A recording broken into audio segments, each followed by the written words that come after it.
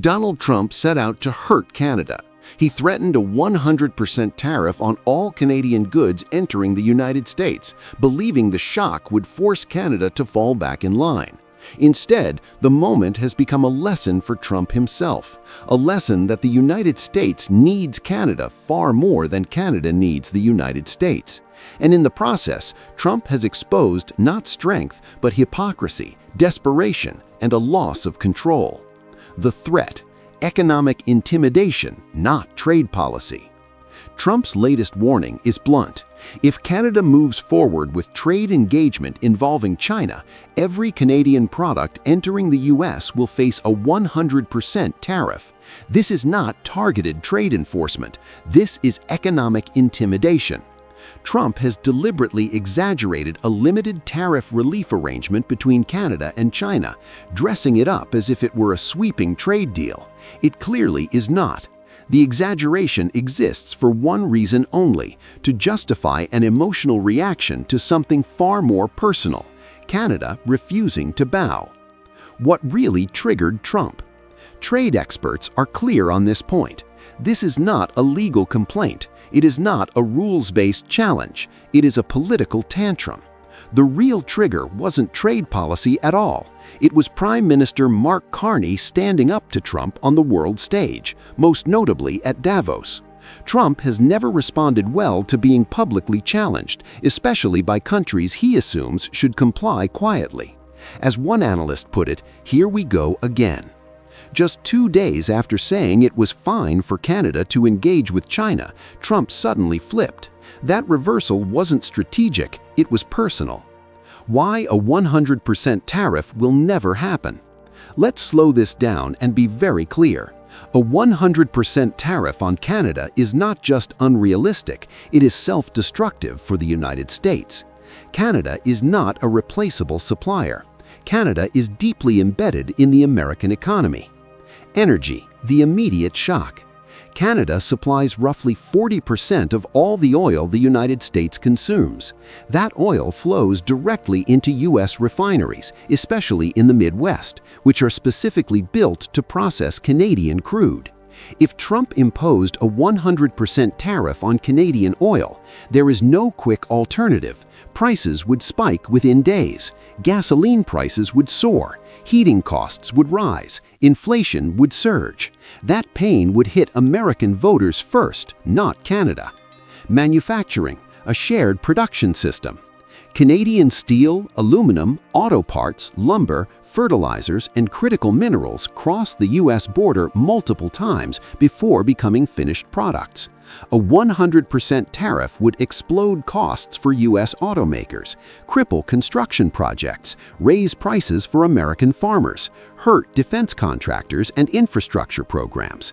This isn't traditional foreign trade, it's a shared production system. Breaking it wouldn't punish Canada, it would damage American industry. Food, another pressure point. Canada is also a major supplier of wheat, canola, beef, agricultural inputs. A tariff shock here would push food prices higher almost immediately, adding to inflation already frustrating U.S. households. The bottom line: Trump's threat sounds powerful, but it isn't. It's not enforceable. It's not practical, and it's not strategic. It's a reaction to losing control, not an example of exercising it. Far from proving American strength, this moment highlights a hard truth Trump doesn't want to admit. The U.S. needs Canada far more than Canada needs the U.S. Tariffing Canadian goods would raise grocery prices across the United States immediately. Trump knows this. That's why this threat is not a serious policy proposal. It's a desperate pressure tactic. Trump is counting on fear, not feasibility. Because the moment a 100% tariff is actually implemented, the backlash would not come from Ottawa. It would come from U.S. oil companies, U.S. manufacturers, U.S. farmers, U.S. governors, and ultimately U.S. consumers. That is why this threat functions as a bluff. Trump can threaten Canada politically, but he cannot economically afford to follow through. And that reality explains something Trump does not want to admit. Canada holds more leverage in this relationship than he lets on. What Trump is really afraid of: Underneath all of this is a simple fear.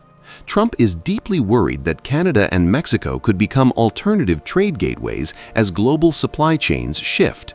He doesn't want diversification, he wants control. And that is exactly what Canada has started to take back. By signaling that Canada has other options and other partners, Ottawa has strengthened its position, not weakened it. That is why Trump is escalating rhetorically. Pressure only works when the other side has nowhere else to turn. Canada now does. The real message from Washington.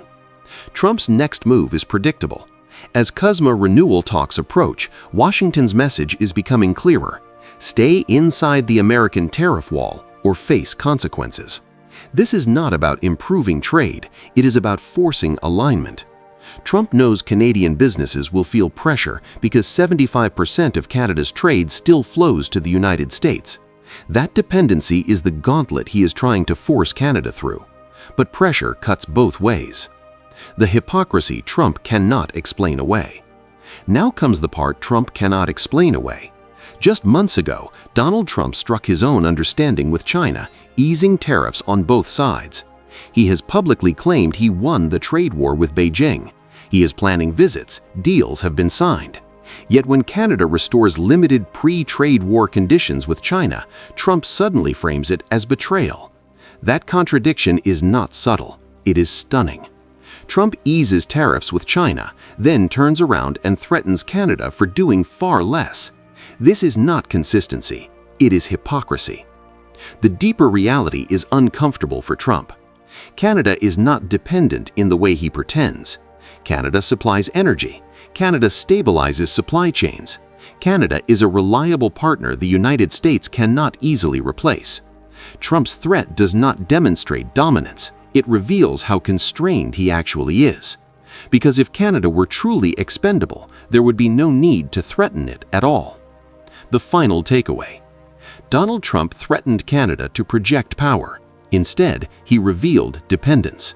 He warned of a 100% tariffs, knowing he cannot afford to follow through. He attacked Canada for engaging China while cutting his own deals with Beijing. And in doing so, he reminded everyone watching of a basic truth. Pressure politics only work when the other side is weak. Canada isn't. And this moment may end up teaching Trump that reality, whether he likes it or not.